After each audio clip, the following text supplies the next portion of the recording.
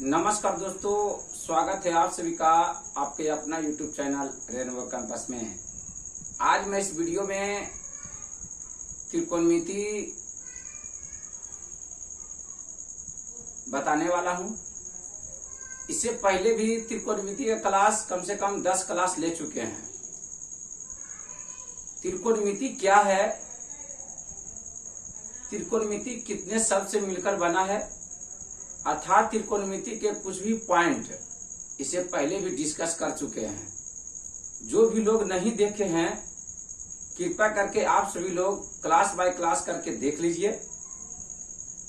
पर मैं जहां तक सॉल्यूशन किए हैं उससे मैं आगे सॉल्यूशन करने वाला हूं। इसीलिए मैं इस वीडियो में जो भी त्रिकोणमिति का पॉइंट बताया गया है, मैं फिर से उस पॉइंट को डिस्कस करने वाला हूं। आप सभी लोग अच्छी तरीका से देखिए और समझिए। यहाँ लिखे हैं त्रिकोणमिति। हम आप लोग को बताए हैं कि त्रिकोणमिति 3 शब्द से मिलकर बना है ना। त्रिकोणमिति 3 शब्दों से मिलकर बना है। इसका अर्थ होता है त्रिजोड़ कोण जोड़ मिति। यानी कितने शब्द से मिलकर बना है? 3 शब्दों से मिलकर बना है त्रिकोणमिति, है ना। इसका यहाँ लिखे हैं त्रिजोड़ कोण जोड़ मिति। त्रि का अर्थ होता है 3। त्रि का अर्थ क्या होता है? 3। अब कोण का अर्थ होता है मतलब कोण, और मिति का अर्थ होता है माप। मिति का अर्थ क्या होता है? माप। तो हम यहाँ समझ सकते हैं, इसके अनुसार डिफिनेशन बोल सकते हैं कि तो त्रिकोणमिति का डिफिनेशन हम बोल सकते हैं कि 3 कोणों का माप ही त्रिकोणमिति कहलाता है। उसके बाद हम नीचे आप लोगों को बताए थे, इंग्लिश में इसको पढ़ा जाता है ट्रिगोनोमेट्री, है ना। ट्रिगोनोमेट्री ट्रिगोनोमेट्री भी 3 शब्द से मिलकर बना है। यहाँ बताए हैं, जरा सा अंतर है इंग्लिश में, आप सभी लोग अच्छी तरीका से देखिए। ट्रिगोनोमेट्री में ही अंतर है, 3 शब्द से मिलकर यही बना है ट्री जोड़ गोनो और जोड़ मेट्रॉन। यहाँ यही अंतर होता है। ट्री का अर्थ होता है 3 अर्थात 3, और गोनो का अर्थ होता है साइड। गोनो का अर्थ क्या होता है? साइड। अब मेट्रॉन का अर्थ होता है मेजर। तो यहाँ पर इसके अनुसार निकल रहा है कि 3 भुजाओं का माप, 3 भुजाओं का माप। तो यहाँ से हल्का से ही अंतर है कि यहाँ कोण का अर्थ होता है कोण, लेकिन ट्रिगोनोमेट्री में गोनो का अर्थ होता है साइड। तो हम लोग इससे समझ सकते हैं कि 3 कोण की बात किया जाए या 3 भुजा की बात किया जाए, हम लोग को माइंड में आ जाएगा हमेशा त्रिभुज, है ना। हमेशा माइंड में क्या आएगा हम लोग का? त्रिभुज। हम आप लोगों को बताए थे त्रिकोणमिति का अर्थ होता है त्रिभुज का मापन। उसके बाद दूसरा डिफिनेशन बताए थे, त्रिकोणमिति गणित की वह शाखा है जिसके अंतर्गत त्रिभुज के कोण एवं त्रिभुज के भुजाओं के बारे में अध्ययन किया जाता है। अब यहाँ हम त्रिभुज के, जिसे कि मान लिया जाए कि ये भी त्रिभुज है, हम आप लोग को बताए थे कि त्रिभुज में 3 शीर्ष होता है अर्थात वर्टेक्स। 3 शीर्ष होता है, 3 कोण होता है और 3 साइड होता है, और त्रिभुज के तीनों कोणों का योग 180 डिग्री होता है। यहाँ त्रिभुज जिसे कि मान लिया जाए कि ये भी त्रिभुज है और ये भी त्रिभुज है, लेकिन एक पाइथागोरस चाचा जी हैं, लेकिन उनको कहना था कि त्रिकोणमिति में वो त्रिभुज का उपयोग किया जाए जिसमें लंब आधार कर्ण आसानी से मिल जाए। हम आप लोग बताए हैं समकोण त्रिभुज। समकोण त्रिभुज का मतलब होता है जिसका एक कोण 90 डिग्री हो, वह क्या कहलाता है? समकोण त्रिभुज। समकोण त्रिभुज में आप लोग को बताए थे, इसलिए आप लोगों को जितना भी त्रिकोणमिति का हिसाब रहेगा, अर्थात हम लोग त्रिकोणमिति का हिसाब बनाएंगे, हमेशा त्रिभुज का अप्लाई करना है समकोण त्रिभुज में। समकोण त्रिभुज का ही अप्लाई करना है। जितना भी हम लोग हिसाब बनाएंगे, अगर त्रिभुज का अप्लाई करना है, हमेशा त्रिकोणमिति में समकोण त्रिभुज का अप्लाई करेंगे। हम समकोण त्रिभुज के बारे में आप लोग को बताए थे, इसको बोला जाता है कर्ण, है ना। इसको क्या बोला जाता है? कर्ण। इंग्लिश में बोलेंगे हाइपोटेन्यूज, है ना। इसको बोला जाता है कर्ण। इसको बोला जाता है लंब। इसको बोला जाता है आधार। इसको इंग्लिश से बोला जाता है परपेंडिकुलर। इसको इंग्लिश से बोला जाता है बेस। उसके बाद बताए थे पाइथागोरस प्रमेय है। पाइथागोरस प्रमेय है AC स्क्वायर बराबर AB square plus BC square, है ना। पाइथागोरस प्रमेय क्या है? AC स्क्वायर बराबर AB square plus BC square. यहाँ आप लोग को बताए हैं थे कि लंब को P से डिनोट किया जाता है, लंब को P से डिनोट किया जाता है, आधार को B से डिनोट किया जाता है और कर्ण को H से डिनोट किया जाता है ना। आप लोग बताए थे कि 90 डिग्री के सामने हमेशा समकोण त्रिभुज में कर्ण कहलाता है। 90 डिग्री के सामने क्या होता है? कर्ण कहलाता है ना। जो समकोण त्रिभुज में कर्ण सबसे बड़ी भुजा होती है ना। अगर बात किया जाए समकोण त्रिभुज में पूछा जाए कि इसमें सबसे बड़ी भुजा कौन है, तो हम लोग बोलेंगे कर्ण, जो कभी चेंज नहीं होगा। लंब और आधार सिचुएशन के आधार चेंज हो सकता है, लेकिन कर्ण में कोई चेंज नहीं होता है। इस पर यहाँ नीचे लिखे हैं कि लंब को P से डिनोट किया जाता है, अब आधार को B से या कर्ण को H से। अगर मान लिया जाए, अभी हम आप लोग को बताएं कि समकोण त्रिभुज में कर्ण सबसे बड़ी भुजा होती है, तो यहाँ जो भुजा लिखा हुआ है 25, 7 और 24, अगर हम लोग को कर्ण पूछा जाए तो कर्ण होगा 25 है ना। अगर सेकेंड नंबर में है 6, 8, 10, अगर इसमें कर्ण पूछा जाए तो हो जाएगा 10। हम तीसरा नंबर में लिखे हैं 5, 12, 13, अगर इसमें कर्ण पूछा जाए तो होगा 13। फोर्थ नंबर में है 21 और 29, उसके बाद 20, अगर इसमें कर्ण पूछा जाए क्या हो जाएगा 29 अर्थात 29। अगर 5 नंबर में है 3, 4, 5, इसमें कर्ण पूछा जाए तो क्या हो जाएगा 5। तो ये हम ये सब पॉइंट बता चुके हैं। जो भी लोग नहीं देखे हैं आप सभी लोग देख लीजिए, एकदम बिल्कुल इजी लैंग्वेज में आप लोग को बताया गया है। उसके बाद यहाँ बताए थे पाइथागोरस त्रिक। पाइथागोरस त्रिक है h स्क्वायर बराबर p square plus b square.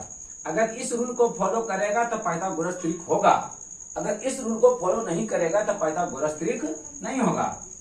हम और आप लोग को बताए थे कि लंब आधार सिचुएशन के आधार पर चेंज हो सकता है, लेकिन कर्ण में कोई चेंज नहीं होता है। अगर मान लिया जाए कि इसको अगर थीटा मानते हैं तो थीटा के सामने होता है लंब। अगर आप इसको थीटा मानते हैं तो ये हमेशा याद रखेगा है ना, थीटा के सामने हम लोग त्रिकोणमिति यूज करेंगे, तो जो भी निष्पत्तियां में लगा हुआ रहेगा, थीटा रहे चाहे अल्फा रहे चाहे बीटा रहे चाहे गामा रहे, जो भी निष्पत्तियां में लगा रहेगा उसके सामने होगा लंब। अगर हम इसको थीटा मानते हैं ये हो जाएगा लंब, ये हो जाएगा आधार, बाकी कर्ण में कोई चेंज नहीं होगा। उसके बाद अगर इसको हम थीटा मानते हैं तो थीटा के सामने हो जाएगा लंब, ये हो जाएगा लंब, ये हो जाएगा आधार, और कर्ण में कोई चेंज नहीं होगा है ना। इसे यहाँ कुछ एग्जाम्पल लिखे हैं। यहाँ पहला नंबर है 3, 4, 5। अगर इसमें पूछा जाए कि कर्ण कौन होगा, तो कर्ण हम आप लोग को बताए हैं कि समकोण त्रिभुज की सबसे बड़ी भुजा होती है। इसमें सबसे बड़ी भुजा कौन है 5, तो कर्ण क्या होगा 5।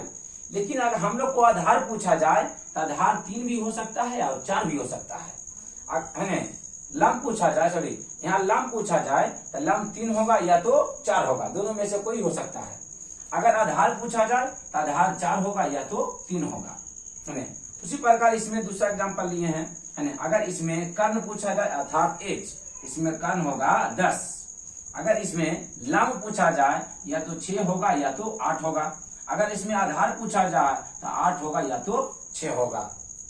ये सब पॉइंट हम बिल्कुल इजी लैंग्वेज में कंसेप्ट के साथ बता चुके हैं। आप सभी लोग अच्छी तरीका से देख लीजिए और समझ लीजिए है ना। ये सब पॉइंट हम शॉर्टकट में लिखे ओनली रिवीजन कराने के लिए, ताकि कल से क्लास हम लोग जहां तक सॉल्यूशन किए थे त्रिकोणमिति उससे आगे हम लोग सॉल्यूशन करेंगे।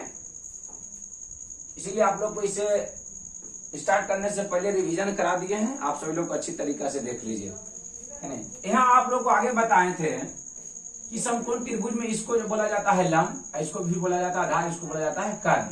लंब को P से, आधार को B से, उसके बाद कर्ण को H से। अब फॉर्मूला बताए हैं h स्क्वायर बराबर होता है h स्क्वायर बराबर p square plus b square. अगर मान लिया जाए अगर h है, इसमें इससे फॉर्मूला कहाँ अप्लाई होगा, इसमें क्या होगा कि लंब और आधार दिया हुआ रहेगा, आपसे पूछेगा कर्ण का मान क्या होगा है ना, ये फॉर्मूला अप्लाई करेंगे। इसे क्या इधर स्क्वायर हटा दे, उधर चढ़ेगा रूट, तो h बराबर लिखेंगे p square plus b square है ना। अगर p स्क्वायर लिखना चाहते हैं हम लोग तो p स्क्वायर लिखेंगे h square minus b square. हम आप लोग बताए हैं कि कर्ण जो है, कर्ण समकोण त्रिभुज में कर्ण सबसे बड़ी भुजा होती है, इसे हमेशा कर्ण में ही घटाना है। कर्ण में घटाएंगे लंब को और आधार को है ना। यहाँ p बराबर यहाँ लिखे हैं रूट है ना, p बराबर लिखे root h square minus b square. b square उसी प्रकार लिख सकते हैं है ना, b स्क्वायर लिखेंगे h square minus p square. अगर इधर स्क्वायर हटाते हैं तो उधर चढ़ेगा रूट, तो बी बराबर हो जाएगा यहाँ root H square minus P square. देखिए कैसे इसमें हिसाब आप लोग को पूछा जाएगा, जैसे कि मान लिया जाए